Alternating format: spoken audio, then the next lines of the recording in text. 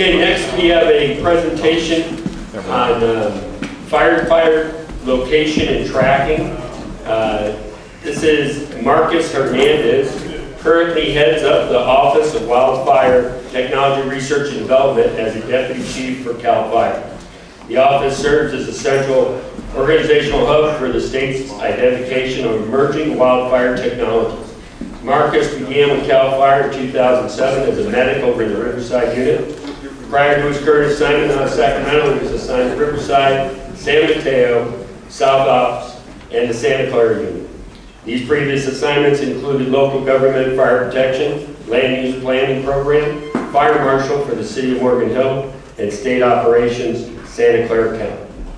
This is Marcus Hernandez.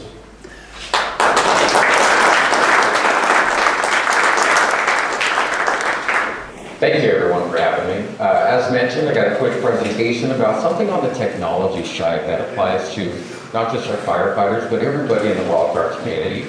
And it's on the technology side, it's one of the top areas of interest, again, for those skilled personnel. And again, what I'm going to talk about is dismounted firefighter tracking and location. So everybody pretty much knows what AVL is, automated vehicle location. It's pretty much became the industry standard for fire operations and suppression. Although it's the industry standard, there still are some decent sized departments that aren't even on AVL. But what AVL did is it gave us enhanced situational awareness, greater safety, better utilization of resources. We were able to see where our motorized equipment was at pretty much all times. So when a call came in, we knew what the closest, most appropriate resource was, greatly benefiting response times, greatly benefiting the influx of additional resources, and greatly benefiting our communities. It gave us better connectivity because we were able to get maybe CAD messaging, able to communicate between vehicles and things like that. We pretty much know where our motorized equipment is within our IA or on our dirt. Sometimes we can see our friends, but even we know with AVL, we can't even see every agency that we respond with. Not a topic for this presentation, but just to summarize AVL. So the next step to think about is what about our personnel? What about our human resources? They are much more dynamic than even our vehicles. They get into situations that are tighter, hard to see, and harder to describe than what our vehicles are doing. Quite often, all we know is where they're supposed to be and where they're telling me they're at. I ask their location. They tell me, well, I'm on the ridge line next to the stand of trees. And I see a bunch of ridge lines and a bunch of stands of trees. And then also sometimes what you find out is maybe they went down the wrong division. And it takes a lot of time, especially in an emergent situation, to figure out where they are. Sometimes we don't figure out where they are until it's too late. We gotta remember, our personnel, our human resources, they're not replaceable like our vehicles are.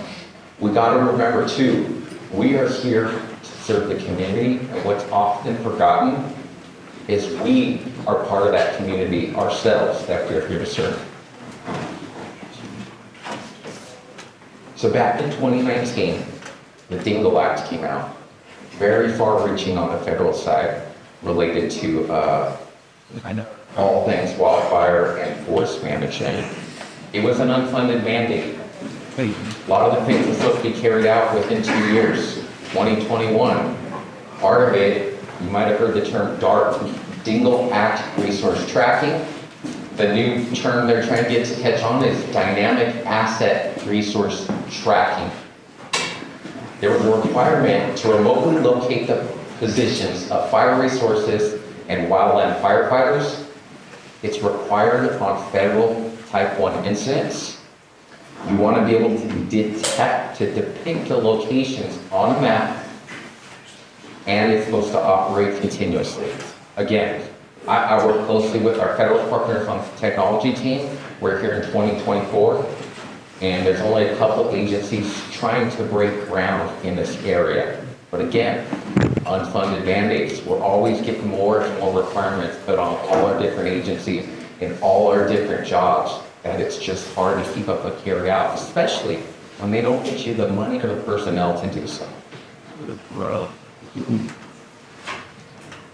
Dingle Act is federal requirements. No requirements in our state, California. There are some movements in the state. But there is a requirement in the state that only some know about. And it is AB 2380.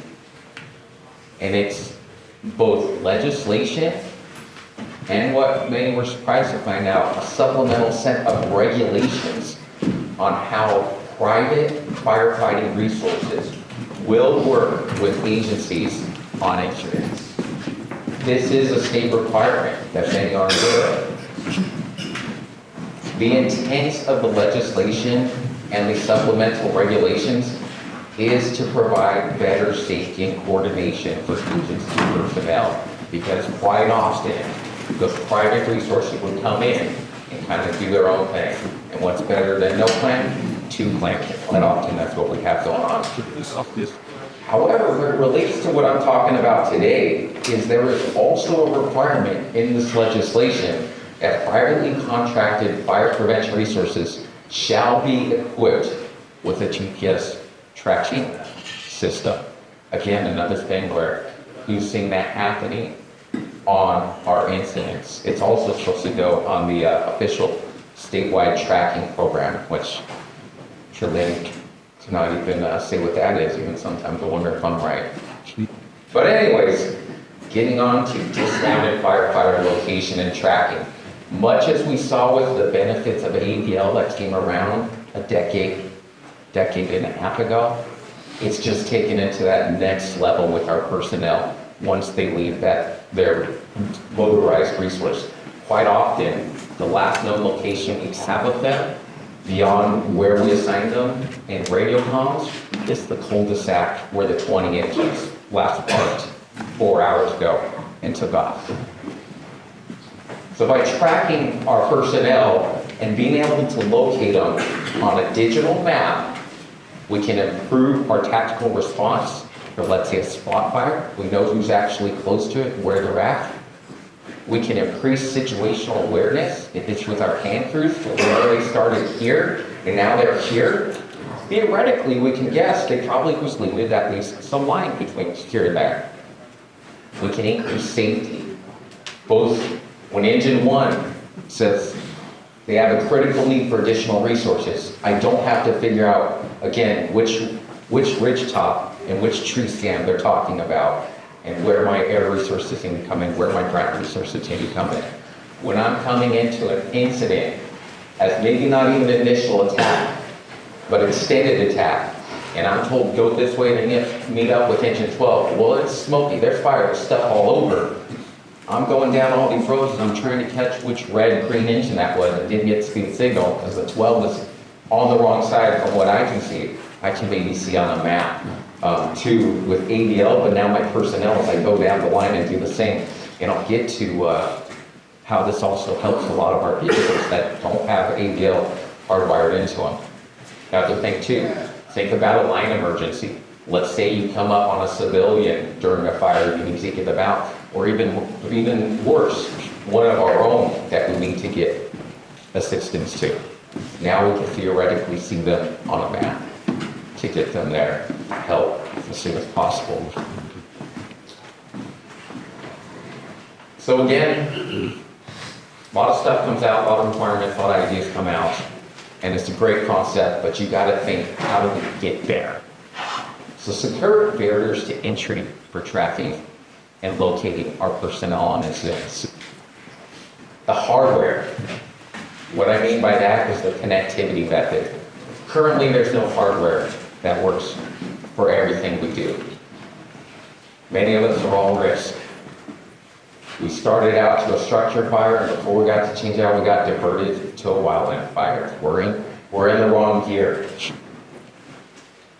Where the hardware limits is we have methods such as cellular that works great inside structures and where there's good cellular infrastructure on our phones. But what happens when we have large emergencies? Not just wildfire, it could be an earthquake. It could be various other urban search and rescues. Often there is not cellular infrastructure, or that cellular infrastructure is taken out or overwhelmed and does not work. So that may be an issue. What about satellites? Those don't work anywhere. They do work anywhere. However, not where I have this above me. So I gotta choose one or the other.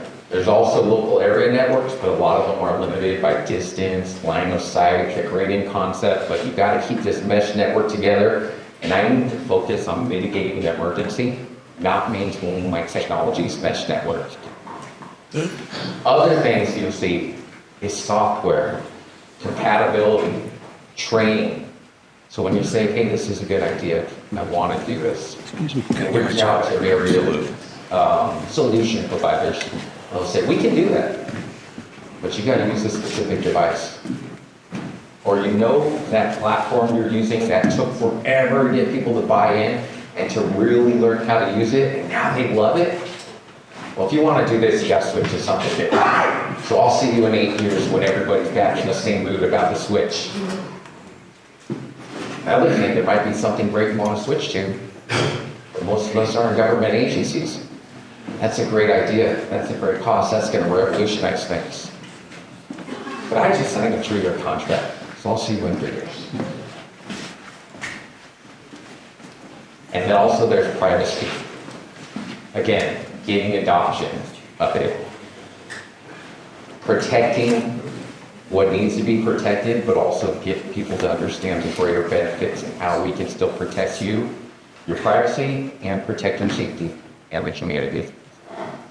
And again, a key part of this is meeting the person where they're at, meeting the customer there where they're at. And that's hard a lot of times in technology. You say, I need this to do this, and everybody you tell says that. No, I think this is actually what you need, and they're not the ones doing the job. Good. So this is something CAL FIRE's doing. We're doing a little proof of concept with this. We actually have this live.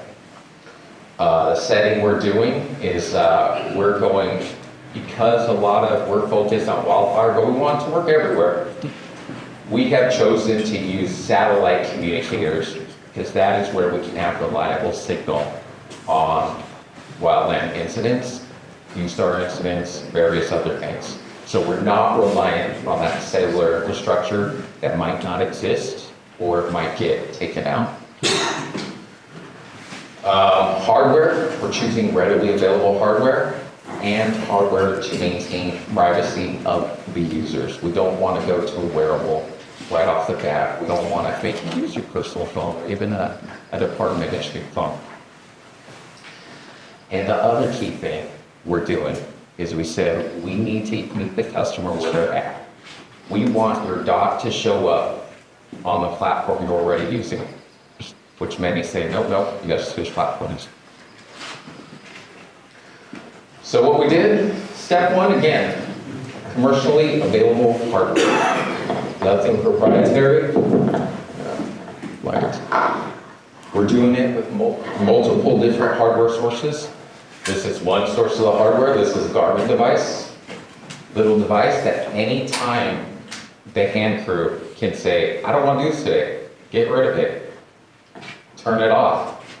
It's not taking any personally identifiable information off the watch. It's not on your phone wondering when it's tracking you or not. Again, it's meeting the customer where they're at, getting them to accept the technology when they're ready for it. So the least invasive way, again, with satellite and the least invasive, a dongle that the user can decide whenever they want, they know it's not showing their location. Step two, we try to do this to benefit all the wildfire industry. So we could have just got what's called an API and said, hey, send your signal to my end user platform and we're good. Everybody else can figure it out on their own. But we didn't do that. And we wanted to show how this would be easily attainable by any agency, even agencies on a limited budget. So instead of taking the signal from the device and sending it to end user platform, because you might have many. I'm frequently on 3 different platforms. I needed to go 3 different directions. So we take the signal from what you see up there, and again, we're using multiple devices right now. But for this example, that's the Garmin interface up top. We're throwing it to Esri's ArcGIS online. That's the middle person. And then from the middle person, we're having it pulled to our end user platform. For our proof of concept, we're using our official common operating picture, tactical analyst. And you might ask, well, you just said you're not doing this for CAL FIRE. Why do you use your official common operating picture? Well, that's the software company where it's the easiest for me to say, hey, I need to get a dot on a map. And they're like, all right, put a dot on your map. But with all your end user platforms, especially when you're using what's called a feature service, which most of your agencies already have or utilize, and be no cost to get there, a little bit of work on your end user platform, they can get your dot on your screen, meaning to where you're at. So the example right here, what you see, that is just east of San Jose, area called Grant Ranch. There's pretty much no cellular signal right there. That is, I forget, I actually checked the distance. That's about 3/4 of a mile or a mile away from their parked resource, the crew bus up there. Again, no cellular signal. I forget, they're about 500 feet in elevation. There's some oak trees, but you're not going to be able to see the crew. So imagine you're an incident commander. You just sent them over a couple ridges. There's trees in the way. You know, normally you sent them that way, but here you can actually pull up your common operating picture and say, oh, that's where my crews are actually at. They're going the right direction. When they call for more resources, I know where to send them, and most importantly, when they have an emergency, I know how to get them help as soon as feasible. This is what we used to have. ICS forms that said this is what I'm supposed to have on this division. And a map that was taken 12 hours ago. And I know, okay, so I got all these resources on the branch. I got 40 resources. And it's somewhere within these 2 inches here, which is actually like 4 miles linear, let alone area. So what we're trying to do is get away from that and get where you have actionable intelligence, enhancing situational awareness, enhancing safety. But the most of all with our demonstration is what we're trying to do with the proof of concept is you can do it to where you're at a low cost. And just an example of how this system works. I was on a fire a few years ago, Northern California. My unit chief with the agency administrator said, hey, we need some help. East zone's open up. We got a lot of state resources, but we don't have a lot of state overhead help. I need you to come in as state rep, also help out the state unit. We had to reconcile all the T cards, all of this. They were telling us, again, the world was burning down. And this fire even had to have an east zone. It was just banding it together and get it working. And going to the state unit and said, we don't even know where these engines are, where these crews are. We haven't been able to contact them in 3 days. Going through everything, I'm pulling up my forms, calling up engine 3162, and said, hey man, are you on IDA? I said, no, I've been telling them 3 days. I've never left Delta, I'm not there. And again, when you're doing manual things, as hard as we tried and as good as we are, there's room for error. And like I said, this is to improve situational awareness and safety. A lot of people out there might say currently right now, well, I don't want to be located, I don't want to be tracked. We're not trying to force anything on you, we just want to show you can do it. One day this will hit critical mass and people will go from saying, I don't want you to know where I'm at, to, hey, why aren't you concerned about where I'm at when I'm on this fire? Yeah. So, again, this is where we're going. Again, there's federal requirements. Fire scope white paper just got approved by the board of directors last month. There's a requirement on the fire equipment side. The main thing I wanted to show you is you can meet requirements.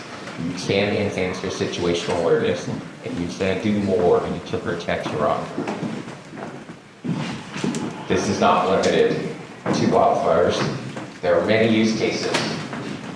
Structure fires, if you want to do one on homes. Again, the whole method we've shown, you can choose the device you choose the connectivity. The concept can be done in any manner you want. Urban search and rescue, swiftwater rescue, law enforcement, your foresters, your environmental scientists, your defensible space inspectors.